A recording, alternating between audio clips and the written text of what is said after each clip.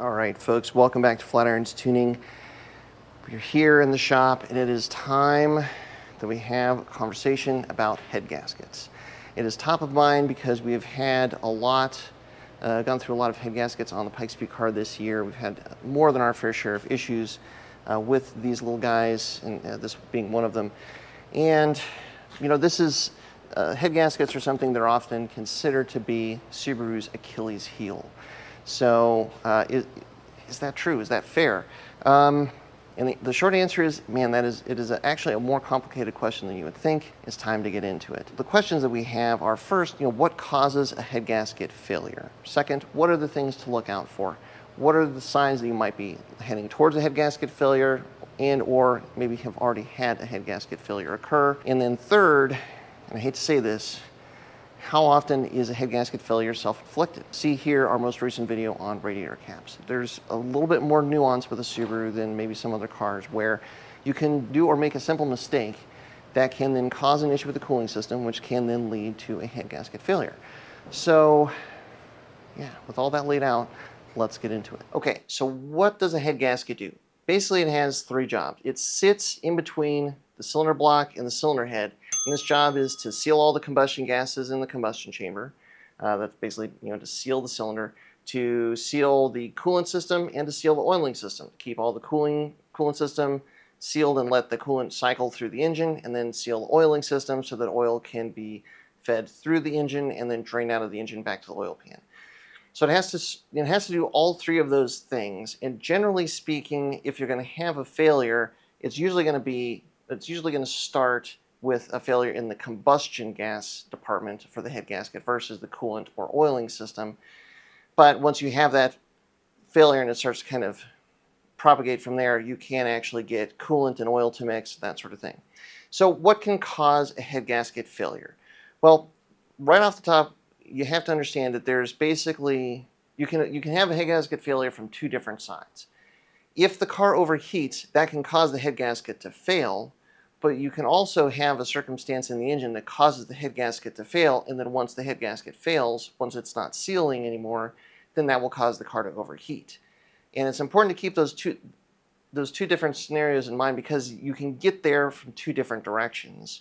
And it's important to understand that because then that gives you a couple of different things to look for. So first and foremost, what can cause a car to overheat? There's a number of things.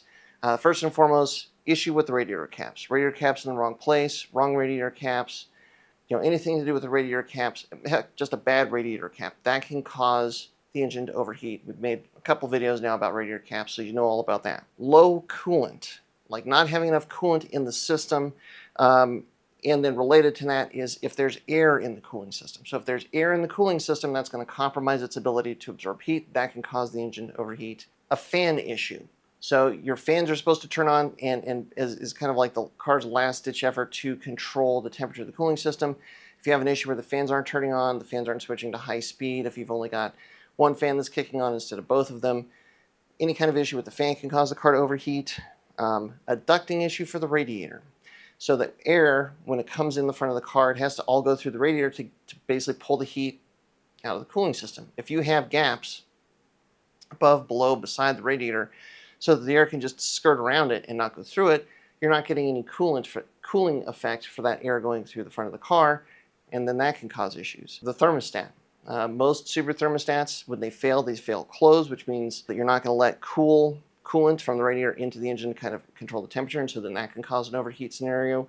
And if you have an overheat situation and you take a head that is warped and put it back onto reuse it without actually having it flattened again or decked, then that can cause a head gasket failure. And really, that's the reason that overheating can cause a head gasket failure, especially in a Subaru engine, because you have aluminum heads, an aluminum block, steel head studs. Steel and aluminum, they expand and contract at different rates. And so when you get hot, the hotter you get the engine, the more things are going to expand, things cool off, the more things can contract.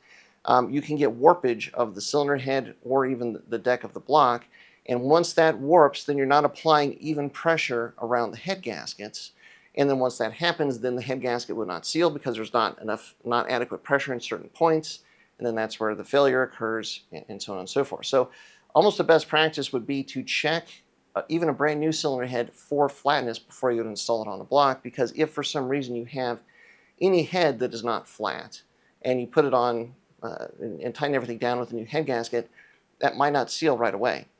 Same thing with the deck. You want to check the deck of the block to make sure it's flat if and when you're doing a head gasket service. Now, what can cause a head gasket to fail, if you haven't had an overheating situation yet? Largely, these are going to be kind of tune related, but well, we'll get into it. So the first one is if you're running too much timing and or too much boost pressure, and especially the two of these things combined, that can cause a head gasket failure, which would then cause the car to overheat. If you have a lean running condition, so an issue with the fueling system, that can cause detonation, which can then cause a head gasket to fail. The heat from a lean running condition can actually help cause the head gasket to fail, can potentially warp heads. And then a head stud failure.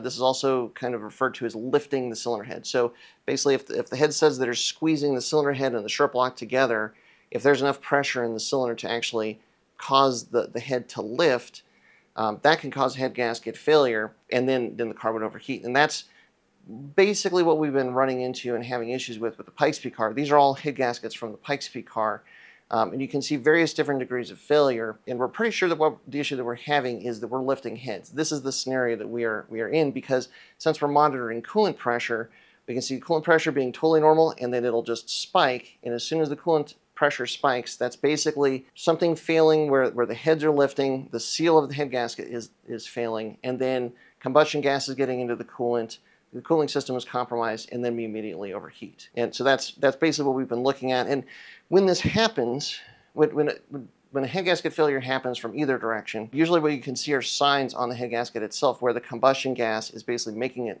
out of the cylinder and into the cooling system, and you can actually see leftover effects of that. But in a couple of our failure cases, we've actually had head gaskets where there's no real obvious sign of a head gasket failure. Like these head gaskets are basically more or less okay or intact. And yet we've had an overheating situation in this case. This is actually a set of head gaskets that we ran on the car last year, and we didn't have an overheating situation. So just for comparison. So it's important to understand what's going on with the head gaskets and what could cause a head gasket failure so that you know what to look out for. So let's talk about that next. What can you look out for? What do you want to look out for to make sure that you're not going to have a head gasket issue? First and most obvious thing is the car is operating at a normal temperature. You don't want to have a lot of fluctuations of the coolant temperature, and you don't want to see your coolant temp needle move. If you've got a gauge that's giving you coolant temperature readout, you're going to see fluctuations there, in which when you have that, the first thing you figure out is, well, basically the coolant temp needle, it sits stable over a range, I want to say about 40 degrees of temperature variation before it will even start to move. So really in a Subaru, as soon as you see that temperature needle move up from its normal position where it is usually docked, that means you're starting to have an overheat scenario. And I think it starts to move about 240 degrees. It might be a little bit lower in some of the newer ones, but I believe 240 roughly is where that needle will start to move. So if you ever see the needle start to move, then that's a big tip off to go and check out the cooling system. The next thing is make sure that you have enough coolant in the system and no air. The easiest way to check this is to basically remove the cap from your either radiator or expansion tank if you have one, and look and make sure that the level of coolant is right up to the very top, sitting right underneath the radiator cap. If you've got a gap there, if you would have to put in like a cup or two of coolant to get it back up to the very bottom level of the cap, that's an air pocket that is in the cooling system, and that's compromising your cooling system's ability to function.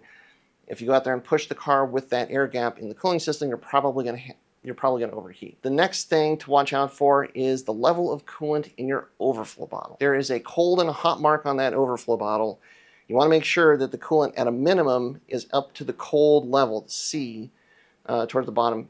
You definitely want to make sure that there's a good level of coolant in that overflow bottle. If there's not coolant in there, if your overflow bottle is empty, that is a big problem, because that means you've probably pulled a lot of air into the system the last time the engine cooled down, or as the engine has been cooling down for a while. That basically is an indicator of a compromised cooling system. So you want to go in there and check and look for vacuum leaks, like any kind of issues with the cooling system, radiator caps, that sort of thing. The next thing you want to look for, especially with the overflow bottle, is that you're seeing a normal movement of coolant from the cold mark to the hot mark and then back to the cold mark. Where those marks come from, more or less, or the way to think about it, is that is the calculation that Subaru has done in the difference in volume between a cold cooling system and a hot cooling system. The distance between those two marks is basically how much the coolant has to expand once it gets up to normal operating temperature, and then how much it will contract once it cools back down again.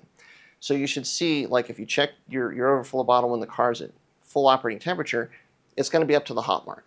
Then when the car cools down, it should go back to the C. If you notice that your coolant level keeps climbing in the overflow tank, this is, it could be, that's kind of a textbook issue with a radiator cap, like the radiator cap is not sealing, or you have a vacuum leak in the cooling system because it's letting the coolant out, but it's not holding vacuum to pull the coolant back into the system when the engine cools down. So you really want to see that normal movement, and the level in that overflow tank should be very stable. So just kind of keep an eye out for that and look for it. Those are really the biggest things to look for. That is a small thing worth note. A lot of these aftermarket head gaskets especially have got a little bit of a Teflon coating on them to help them seal. When you start to have a head gasket failure, as you can see, well, the exhaust kind of pushes through that coating, and you can actually start to see little flakes of this come through into the cooling system. If you see those little things, it's cause to check things, but it's not an absolute given that you've had a head gasket failure at that point. But that would definitely be like a little tip off to really kind of maybe flush the cooling system and then see if they come back, that sort of thing. Those are the high points of things to look for. Now, with the cooling system and head gasket failures, the last question is, how often is head gasket failure self-inflicted? How often is it something that we have done or could have done to prevent the failure? Unfortunately, with Subarus, it happens more times than not. There's a couple of people that mentioned in the latest radiator cap video in the comments, like, well, how many times has somebody having the radiator caps flipped caused a head gasket failure? I can't tell you the number, but I can tell you it's not zero. And it's definitely happened. We've talked to people where they've had the wrong radiator caps on, they've had a lot of overheating for some extended period of time, and then they have a head gasket failure. And really, any of these overheating scenarios, because again, overheating can then cause the head gaskets to fail. The longer you let an overheating condition occur, the more times that the engine overheats, the more likely it is that overheating is going to damage or cause the head gaskets to fail, and then you're going to have to go in there and replace the head gaskets. Checking the coolant levels, like staying on top of and being aware of like where the coolant level is in the expansion tank, at the overflow tank, all those sorts of things. I think that's something that very oftentimes gets overlooked. It's something, you don't have to do it every week or every month, but I'd say a handful of times a year, 2, 3, 4 times a year. Whenever the seasons change, just go in there and look at the level of coolant, look at the level of coolant in the overflow tank, and just make sure that everything is still good there. Most mechanics, if you're having a mechanic professionally change oil, this is something that they would probably be double checking, but never hurts to get out there, pop the radiator cap off yourself, and just kind of look and just see where everything is at. And the reason why these things are important, and to know what to look out for is important, is because if you have a cooling system that is compromised, you might not know it until you would say, take your car to the track and push it, or like drive up in the mountains in high load conditions when it's 100 degrees out, where the cooling system is going to be taken and pushed to its maximum. That can certainly be the point where you discover, oh, the cooling system is not working, and then you have that overheating situation. So the more diligent you can be about kind of double checking the cooling system and making sure that everything is as it should be, the greater the chances are that your cooling system is working properly, the car is not going to overheat, and then you're not going to have a head gasket issue. And then, like in terms of coming at it from the other way, failures that can cause a head gasket failure, things like vacuum lines, boost control, and tune, making sure that all of those things are working properly and you're not having any issues with those systems. That also will help to ensure that the cooling, basically you're not overstressing the cooling system. We're going to cause a failure because, you have a boost control issue that causes big time overboost, detonation, all those sorts of things. So yeah, there's just all these sorts of little things that are worth paying attention to, and then that will help ensure that the head gasket will not be stressed and will not be brought to a point where they fail. It's just, I think we, as Subaru owners, especially if you're going to be taking the car to the track and pushing the car, you have to have that perspective on this, on the cooling system especially. That has to be working 100% as best as it can if you want the engine to be reliable. And then a really key ingredient of that ingredient of that reliability is the head gasket. So yeah, hopefully that perspective helps, and we're going to dive more into detail about what's going on with our Pikes Peak car, because it's a little bit weird. We really shouldn't be seeing the issues that we are, at least from everything that we can think of, we shouldn't be seeing. We're going to dive more into that here shortly, so stay tuned for that. But until next time, thanks so much for your support as always. Check out Flatirons Tuning for all your Subaru parts needs, and stay tuned to Flatirons Tuning if I haven't said that already.